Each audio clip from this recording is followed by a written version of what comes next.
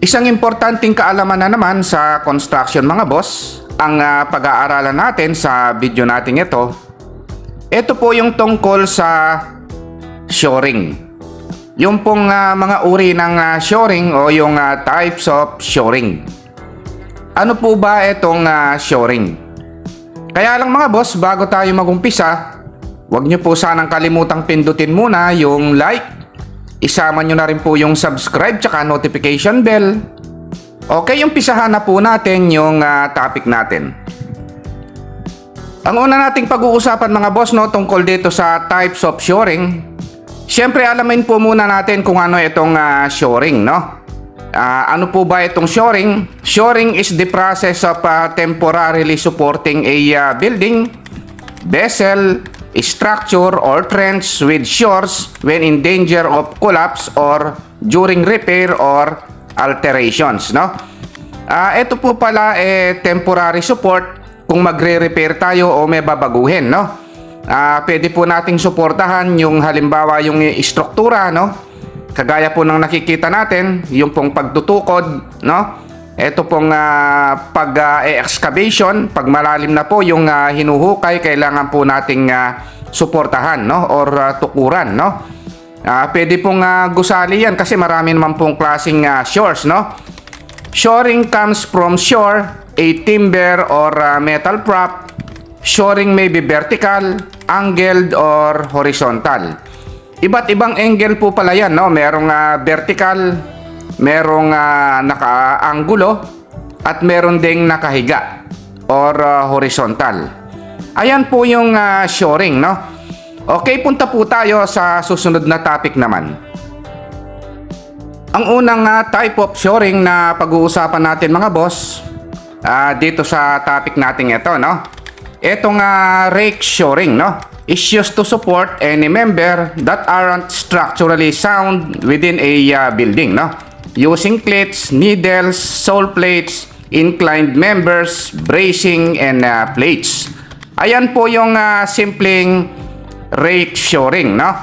Ito pong rake shoring na ito, karaniwan po ginagamit ito sa mga excavation, no? At sa mga simpleng suporta, no? Ito pong rake shoring, meron pong part yan, no? Merong wall plate, cleat, needle, ito po yun, at saka ito, iron dog, rider raker, folding wedges, bracing, cleat, raker, ito po yun yung naka-inclined na ito. Tapos meron siyang cleat, hoop iron, sole plate, no? Yung suporta dito sa baba para hindi siya lumubog. Ayan po yung rake shoring, no? Napakasimple pong tingnan netong rake shoring na ito, no? They help to keep member intact to minimize any damages to the existing building or structure, no?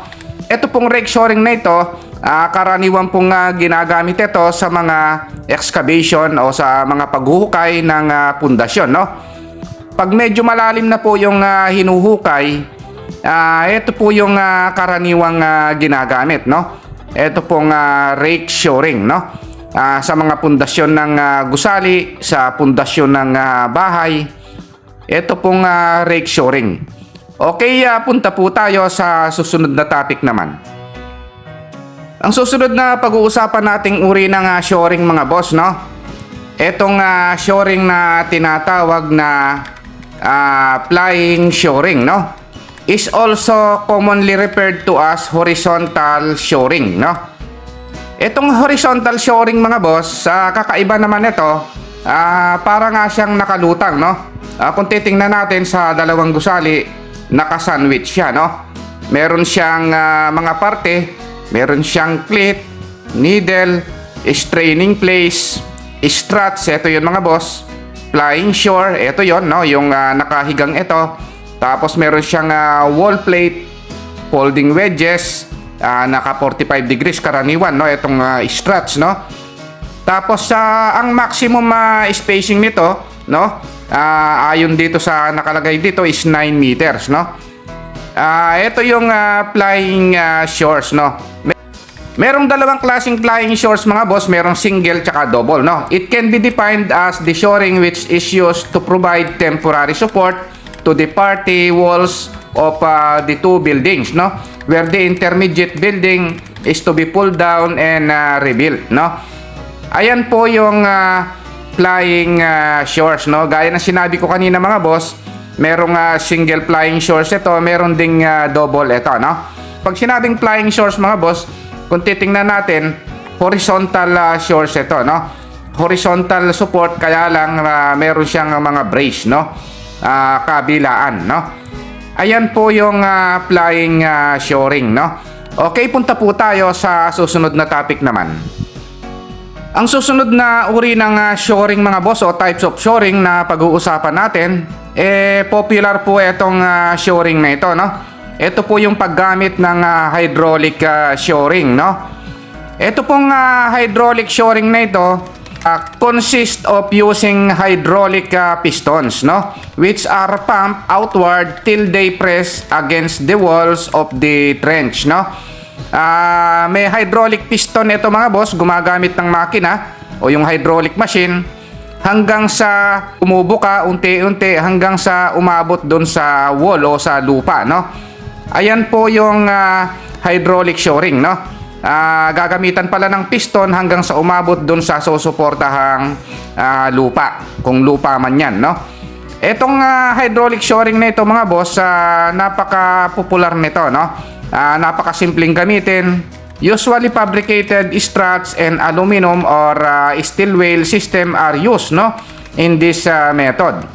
Hydraulic shoring is very popular. Ayan po yung sinasabi ko, as it is faster and easier to use. Madali pong gamitin, no?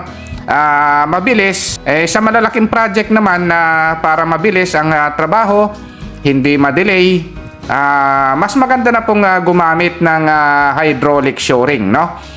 Okay, punta po tayo sa susunod na topic naman. Ang susunod na pag-uusapan nating types of shoring mga boss, no? Itong tinatawag na dead shores, no? O yung vertical dead shores. Dead shores is the system of shoring which is used to render vertical support to walls and roofs, floors, etc., no? Etong dead shores mga boss, no? Ginagamit ito, no, karaniwan pagka halimbawa meron tayong papalitang pader, no? Yung magbubutas tayo ng pader, no? Kagaya ng nakikita natin ito, merong proposed opening ng pader. Etong dead shores gagamitin natin, no? Merong parte to, merong dog needle, tapos meron siyang bracing, floor support. Ito yung dead shores, no? Tapos meron siyang sole plate. Kung titingnan natin mga boss, vertical siya. Ito yon, no? Naka-straight siya. When the lower part of a wall has been removed for the purpose of providing an opening in the wall or to rebuild a defective load-bearing wall in a structure, no? Kagaya na sinabi ko mga boss, kung halimbawa merong defective load-bearing wall, no?